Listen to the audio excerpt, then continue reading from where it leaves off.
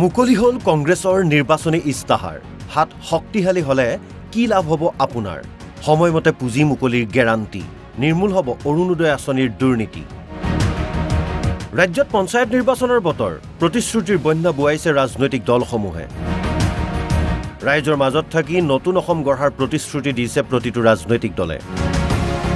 নিৰ্বাচনৰ ধামখুমীয়াৰ মাজতে প্ৰদেশ কংগ্ৰেছে মুকলি কৰিলে পঞ্চায়ত নিৰ্বাচনৰ নিৰ্বাচনী ইস্তাহাৰ শুকুৰবাৰে মহানগৰীৰ ৰাজীৱ ভৱনত সভাপতি ভূপেন বৰাৰ উপস্থিতিত মুকলি কৰা হয় নিৰ্বাচনী ইস্তাহাৰ প্ৰাক্তন সাংসদ ৰিপুন বৰাৰ অধ্যক্ষতাত প্ৰকাশ পোৱা এইবাৰৰ নিৰ্বাচনী ইস্তাহাৰৰ প্ৰথম গ্যাৰান্টি হৈছে অৰুণোদয় আঁচনিৰ দুৰ্নীতি নিৰ্মূল হিতাধিকাৰীৰ তালিকাৰ পৰা নাম কটা যোৱা মহিলাক পুনৰ হিতাধিকাৰীৰ তালিকাত অন্তৰ্ভুক্ত কৰাৰ লক্ষ্য কংগ্ৰেছৰ লগতে 2026ত কংগ্ৰেছ চৰকাৰ আহিলে লক্ষ্মী আঁচনিৰ জৰিয়তে ৩৫০০ টকাকৈ দিব কংগ্ৰেছে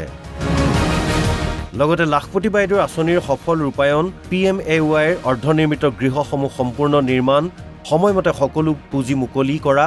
আৰু পঞ্চায়তৰ সকলো খালী পদ পূৰণ আদিকে ধৰি কেইবাটাও প্ৰতিশ্ৰুতি আছে এইবাৰৰ নিৰ্বাচনী ইস্তাহাৰত 11 মাহ দেৰিকে 2024 চনৰ ফেব্ৰুৱাৰী মাহত পঞ্চায়ত ভংগ হোৱাৰ পাছত 11 মাহ দেৰিকে এই পঞ্চায়ত নিৰ্বাচনটো ঘোষণা কৰিবলৈ বাধ্য হ'ল কাৰণ তেওঁলোকে বিজেপিয়ে বিশ্বাস কৰে যে দেশত মাত্ৰ এজন নেতা থাকিব লাগে এটা ভাষা থাকিব লাগে এটা ধৰ্ম থাকিব লাগে আৰু ওৱান ইলেকশ্যন বুলি তেওঁলোকে কয় কি কাৰণে MGNৰেগাৰ মানুহে 100 দিনৰ কাম নাই পোৱা কি কাৰণে PMAY ঘৰবিলাক হাবদান হৈ আছে ইয়াৰ মূল কাৰণটো হৈছে যে বিজেপি চৰকাৰৰ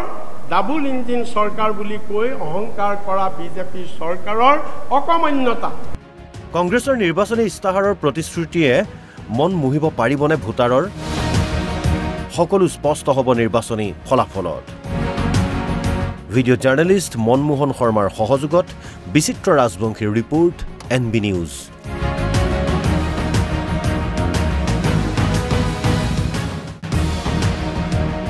মুকলি হল কংগ্ৰেছৰ নিৰ্বাচনী ইস্তাহাৰ হাত শক্তিশালী হলে কি লাভ হ'ব আপোনাৰ সময়মতে পুঁজি মুকলিৰ গ্যাৰান্টি নিৰ্মূল হ'ব অৰুণোদয় আঁচনিৰ দুৰ্নীতি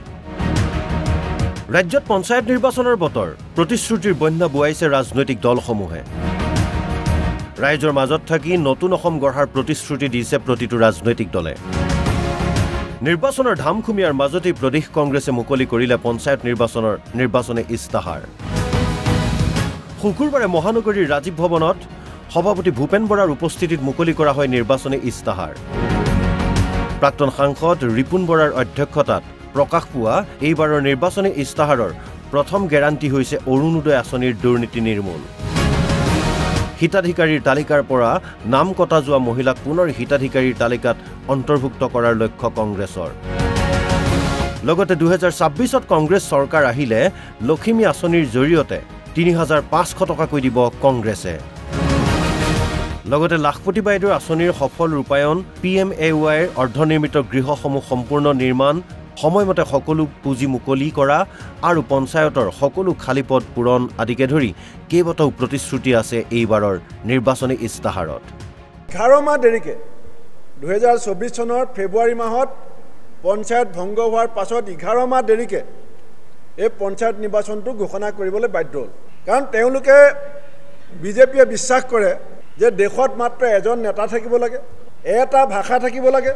এটা ধৰ্ম থাকিব লাগে আৰু ওৱান ইলেকশ্যন বুলি তেওঁলোকে কয় কি কাৰণে MGNৰেগাৰ মানুহে 100 দিনৰ কাম নাই পোৱা কি কাৰণে PMAY ঘৰবিলাক হাবদান হৈ আছে ইয়াৰ মূল কাৰণটো হৈছে যে বিজেপি চৰকাৰৰ ডাবল ইঞ্জিন চৰকাৰ বুলি কৈ অহংকাৰ কৰা বিজেপি চৰকাৰৰ অকমান্যতা কংগ্ৰেছৰ নিৰ্বাচনী ইস্তাহাৰৰ প্ৰতিশ্ৰুতিয়ে মন মুহিব পাৰিবনে ভোটাৰৰ সকলো স্পষ্ট হ'ব নিৰ্বাচনী ফলাফলত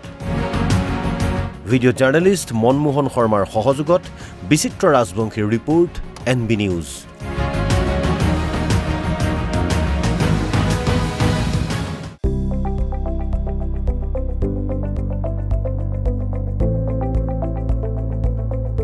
NB নিউজ